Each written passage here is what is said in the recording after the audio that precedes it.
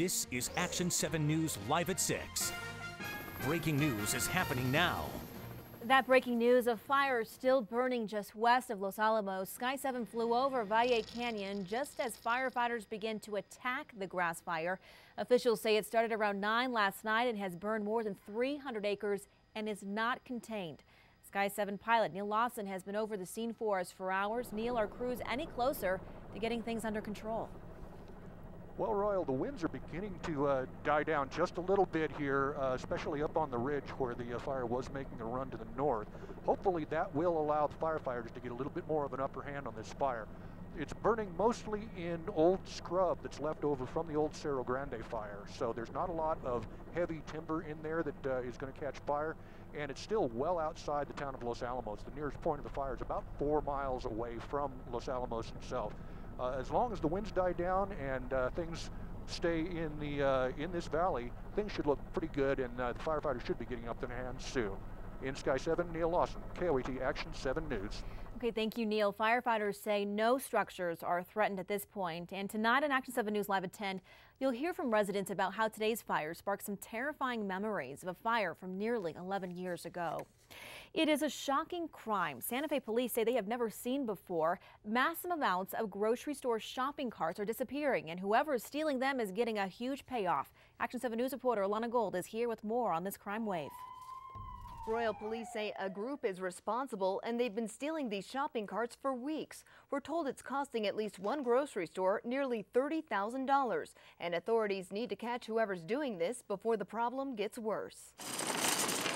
Shopping carts are what thieves are after at the Smith's grocery store along Cerrillos Road in Santa Fe. That is wild. Almost 200 carts have been stolen off the property since the beginning of March. They're worth $150 each. If you look at what they're made of, you can go to a recycling center and you can break those down just like a chop shop for cars. That's exactly what investigators say the culprits are doing. They tell us some of the Smith's shopping carts were sold to a local recycling center. It kind of makes sense. Everybody's looking to get their own dollar in this economy. Police tell us a worker here actually saw 2 men loading up about a dozen shopping carts into a pickup truck the other day.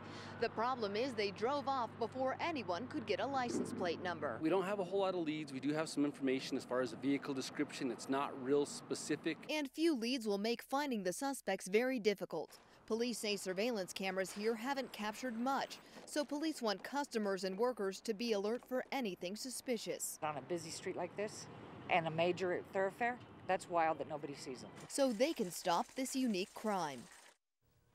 Santa Fe police are warning all recycling centers to be on the lookout for plastic and metal from shopping carts. If they buy these materials and know they're stolen, those businesses could face criminal charges. Royal, back to you. Santa Fe police say so far that Smith's on Cerrillos Road is the only store that's been targeted there. We called several stores here in Albuquerque, and workers there told us they haven't had any problems.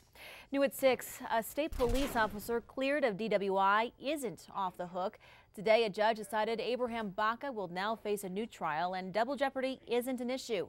Prosecutors say the Rio Arriba judge in the initial trial shut out the state's evidence back in October and found Baca not guilty without hearing from all of the witnesses. No word yet, though, on when the possible new trial will start. The intersection of Central and Eubank is now clear after a city bus rear-ended a truck. Albuquerque police tell us the bus was traveling westbound on Central. That's when a truck cut in front of the bus and came to a stop. Cops say the bus driver couldn't stop in time, and there was a crash that held up traffic for a while. 2 passengers on the bus were taken to the hospital with neck and back pain. Only on 7th, a man accused of burning his dog's testicles and drop-kicking the animal is in trouble with the law again. Corrales police say James Dickey stole about $11,000 worth of jewelry and other items from a woman he did odd jobs for.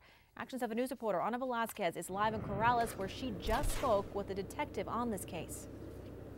Good evening, Royal. Well, police tell me that they've been investigating this case since it was first reported last year. And just yesterday, James Dickey was indicted on larceny. According to this police report, the woman who hired him is a widow, and she says she began noticing jewelry disappear from her house, and he was the only one who had a key. Before James Dickey was arrested in Rio Rancho for extreme animal cruelty to his 10-year-old blind dog, he was under investigation by Corrales police for allegedly stealing from the widow who hired him to do odd jobs around the house. She came in after she had noticed that things had come up missing for a few months. According to the police report, things like a wedding ring, jewelry the widow's late husband made for her, and pieces which belonged to her late mother. Little by little put an inventory together, and ultimately her inventory ended up being a little over $11,000 worth of property. Dickey worked for the widow in 2009 until she fired him in May of 2010. He told police she gave him pieces of jewelry to pawn and he'd get a percentage of the money, but she never paid up. Obviously, the grand jury didn't agree. As far as the widow, police say she felt bad reporting it because she regarded Dickey as a friend. She expressed that to me, and she expressed that when I talked to her yesterday at grand jury, that she did, she felt bad, but she certainly felt like something needed to be done. Now, this is a completely separate case from the animal cruelty case he's currently charged with. James Dickey will have to appear in court for each case. Reporting live from Corrales tonight, I'm Ana Velasquez, Action 7 News. And James Dickey's animal cruelty case is being reviewed by the district attorney's office in Sandoval County. A student breaks into La Cueva High School, and it's all caught on tape. It is a story we first reported to you on Wednesday. Now we have the surveillance video showing the 15-year-old wandering inside the school around 10 o'clock Tuesday night. APS says he got in through the main door that was left unlocked during spring break. The sophomore tripped the alarms, and police showed up minutes later and took him into custody. Investigators say the teen broke in because there was a fight at home and needed a place to sleep. We'll have much more on this story tonight at 10. In New Mexico, it is legal for minors to have alcohol, but illegal for them to be drunk. And that's why the Senate passed a new bill last night that changes that.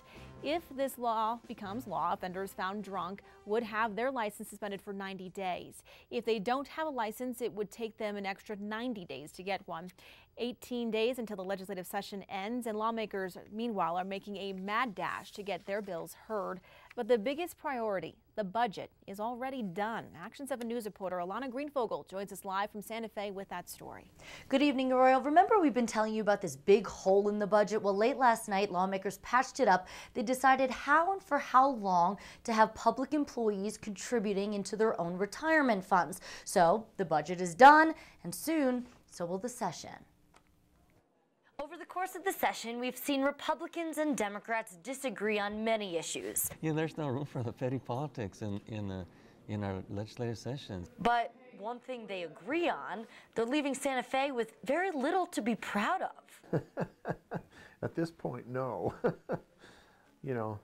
Other than the fact that we've solved a few problems. And, actually, the less we do down here, the more safe the public is.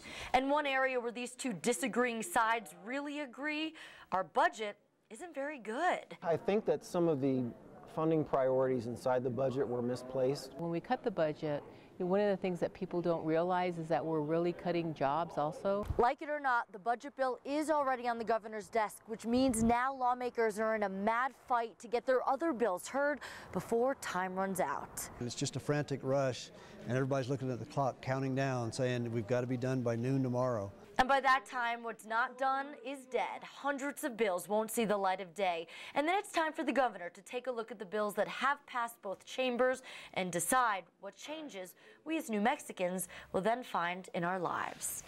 Traditionally, the Friday night before the end of the session, tonight is a mad dash. They are stay up all night or pretty close to it, and we'll be sure to keep you posted on any latest developments and let you know about any bills that just make it through. Royal? And Alana, you mentioned that the session ends tomorrow, so what's high on the priority list for lawmakers? Well, one of the big bills that's still in limbo is Katie's Law, because the House and the Senate haven't exactly agreed on some of those changes, but that bill could come to a compromise and could go through before the end of the session. One we know that's very near and dear to the governor. Another one, driver's license bill, believe it or not. Many people are still hanging around the roundhouse to see what, if anything, will happen with that one. Another one, high priority on the governor's agenda. Reporting live in Santa Fe, Alana Greenfogel, KOAT, Action 7 News. Okay, thank you, Alana.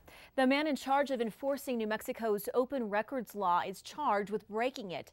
A state district judge ordered Attorney General Gary King to comply with a records request from a lawyer who's suing his office in a pay discrimination case. The issue centers on a request for salary information. A lawsuit claims the Attorney General's office does not pay female lawyers as much as male lawyers. APS is one step closer to new leadership at Rio Grande High School. The job posting closed this afternoon. According to the APS website, the candidate must submit a statement on how they would raise students' academic performances and hold teachers accountable. Last fall, parents and students were outraged after former Rio Grande principal Cynthia Chalberg-Hale deleted students' schedules weeks before the first day of class. Since Chalberg-Hale's departure, Chief Academic Officer Linda Sink has been temporarily running the school. We want somebody that can continue the stability that has taken place with the leadership of Linda. I think she was able to stabilize everything, and so I think that's what we're looking for. APS says they plan to have a new principal by the end of the month, but they won't start until July. Well, take a look at this, a drive-through coffee disaster. Our photojournalist snapped this picture just after a young driver ran his car into the Starbucks on Eubank and Candelaria. Now, Sky 7 was also getting the view from above. Albuquerque police say the driver thought the car was in reverse when they hit the gas. The driver only had minor injuries to the mouth. It has been a week since the disaster in the Pacific. First, the massive tremor and then tsunamis swept away buildings and people. Police say the death toll is now 6,500. Add those missing and the number grows to 16,000. There was a moment of silence today in Japan. And I would like to extend my condolences and sympathy to all of those who are suffering this hardship. Emergency crews face two challenges at a damaged nuclear plant. They need to cool the fuel in reactors and the adjacent pools where thousands of used nuclear fuel rods are now stored. As Japan struggles to get control of its damaged nuclear reactor, iodine pills in New Mexico are flying off pharmacy shelves. Phil Griego, owner of Phil's Pills, says his customers are worried that radiation from the crippled Japanese reactor may end up here in New Mexico. But Action 7 News doctor Barry Ramos says iodine only protects your thyroid, not your entire body from radiation. There is no reason for people to take iodine pills now or to anticipate that they're going to need them. If they've made up their mind that they want the product, they're going to get it. I would suggest that you talk to them. President Obama assured Americans while radiation exposure is an ongoing concern in Japan, dangerous levels of radiation are not expected to reach the United States. The Japanese Karate Association of New Mexico and Prudential Financial are raising money for Japan. A fundraiser will be held tomorrow from noon to 3 at the Japanese Karate Association of New Mexico on Eagle Rock Avenue. For more information, call 505-256-0700. You can make checks out to New Mexico Asian Family Center. Coming up, the Lobo men prepare to face Alabama in the NIT. To beat the Tide, the Lobos will have to do something that has not been done yet this season. We'll tell you what it is. And New Mexico is in the middle of a drought, but the worst is yet to come. What this could mean for our summer. And First Alert Super Doppler is in storm mode. We're watching some storms just to the southeast of our southeast border, and we could see some of those storms pop up across New Mexico for tomorrow. I'll have your First Alert forecast next.